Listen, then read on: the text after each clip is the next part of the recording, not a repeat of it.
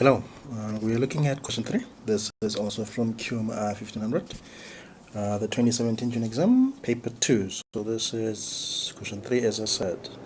So it says, suppose the semester mark of a certain module consists of a linear combination of the marks for 2 assignments. So we're looking at 2 assignments. Assignment 1 contributes 10% towards the semester mark, so there's a semester mark. And then assignment 2 contributes 90% towards the semester mark. The final assessment mark consists of 80% of the examination mark and 20% of the semester mark. The Demisani obtained 90% in assignment 1 and 80% in assignment 2 during the semester. He also obtained an examination mark of 75% at the end of the semester. So what they want to know is, what is Demisani's final assessment mark? Okay, so let's go back and break it down. So we start with a semester mark. So let's call it XS. Okay, so we're told that it's a linear combination of 2 assignments. So we're going to have, okay, let's call it assignment 1, A1,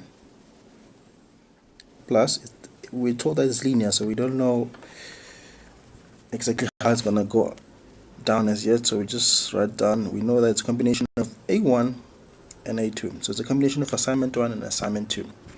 We are told that assignment 1 contributes 10% towards the semester mark. So we know that A1 contributes 10%. 10% is the same as 10 over 100, which is 0.1. Okay, and then assignment 2 contributes 90%, which is 90 over 100, which is 0.9. Now if you look at it, so it's 10% plus 90%, that gives 100% of the semester mark. So we can make that our equation 1.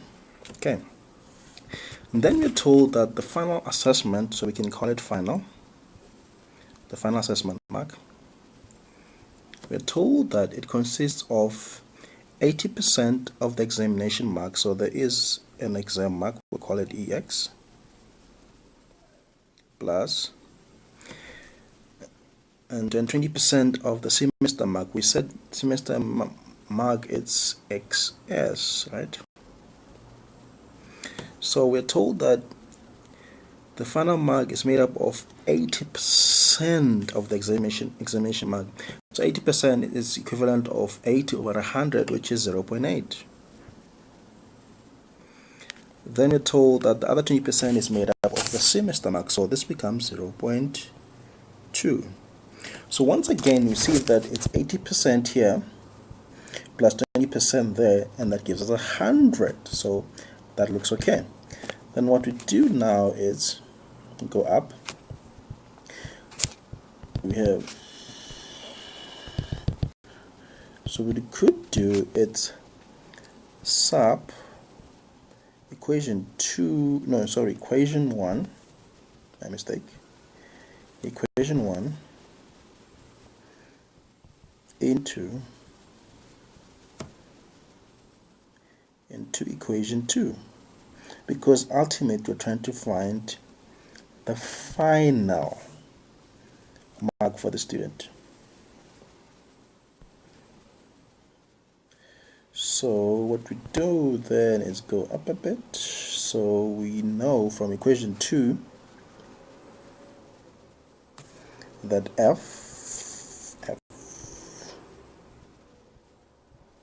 is equals to 0.8 of the examination mark plus 0.2 of the semester mark.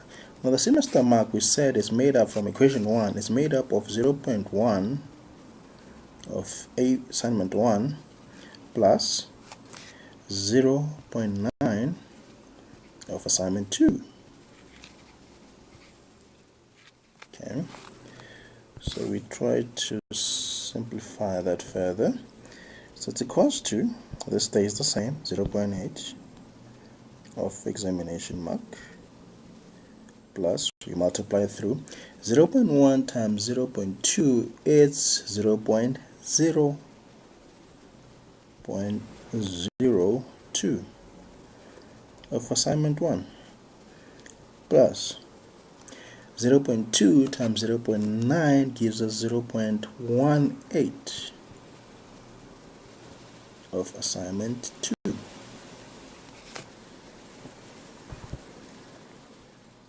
So basically this is the equation that we would use to calculate the final mark for any student. Now we're told in this case that Dumisani has, okay, so 0.8, an examination mark of what? What is this examination mark? This examination mark is 75%, so we can leave it as percentage, that's still fine, plus 0.02. We know that for assignment 1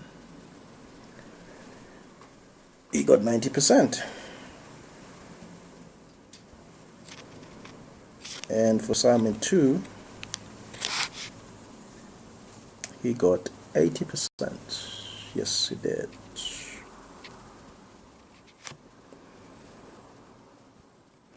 So simple maths. If you've got a calculator, you can work it out, or if you're up for it, you can do it without a calculator.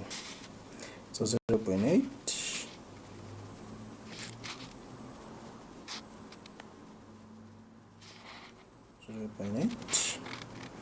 times 75 gives us 60.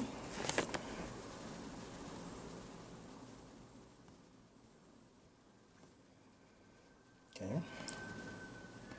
0.02 times 90 gives us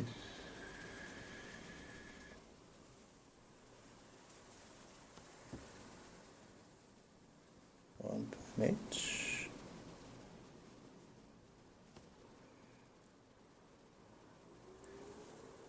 0.18 times 80 gives us 14.4. Oopsie. Therefore, we end up with an answer of 60 plus 1.8 plus 14.4 gives us 76.2. So that will be Dumisani's final mark for that semester.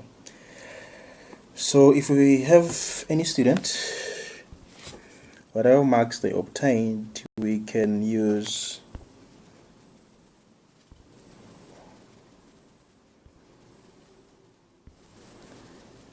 this equation.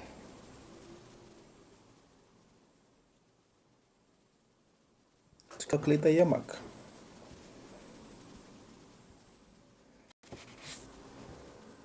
So what we try to do is, instead of breaking it down into smaller chunks and getting values for each one, for example getting the value for the semester mark and then taking that to the final mark, because sometimes if we're dealing with decimals, we could either through rounding off lose accuracy.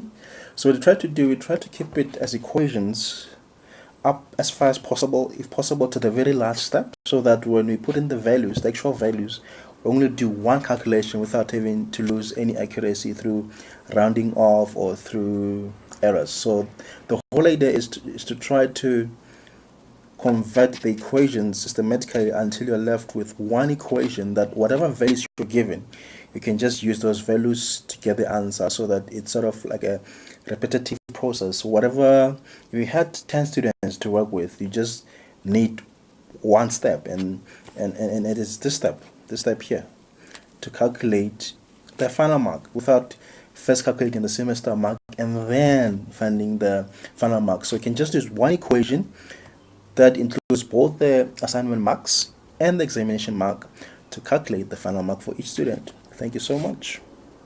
Okay.